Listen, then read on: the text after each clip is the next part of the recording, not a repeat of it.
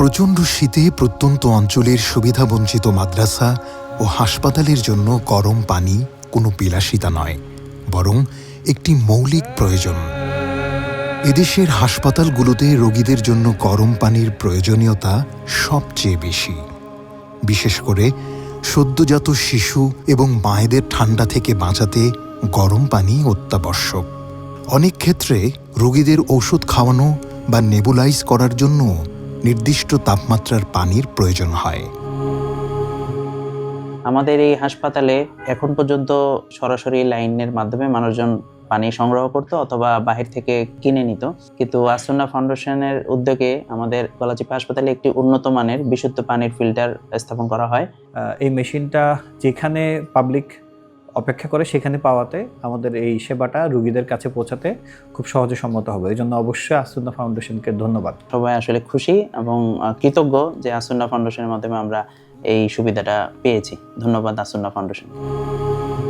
আবার প্রত্যন্ত অঞ্চলের আবাসিক শিক্ষা প্রতিষ্ঠান, বিশেষ করে মাদ্রাসার অধিকাংশ শিক্ষার্থী দরিদ্র।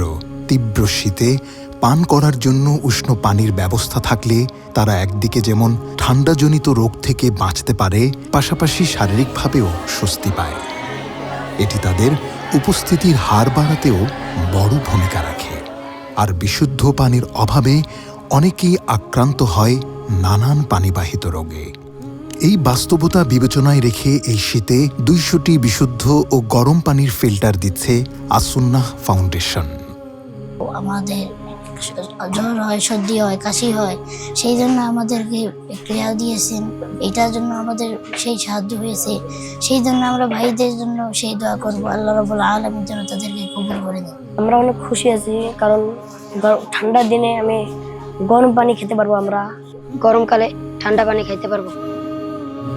এই ফিল্টারগুলো থেকে একই সাথে পাওয়া যায় ঠান্ডা, গরম এবং নর্মাল পানি, যা শুধু শীতকাল নয়, গরমকালেও মানুষের জন্য হবে সমান উপকারী।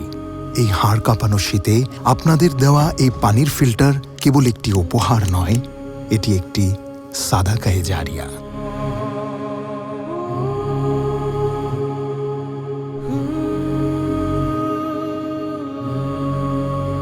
আসুন্নাহ ফাউন্ডেশন, উম্মার স্বার্থে, সুন্নাহর সাথে।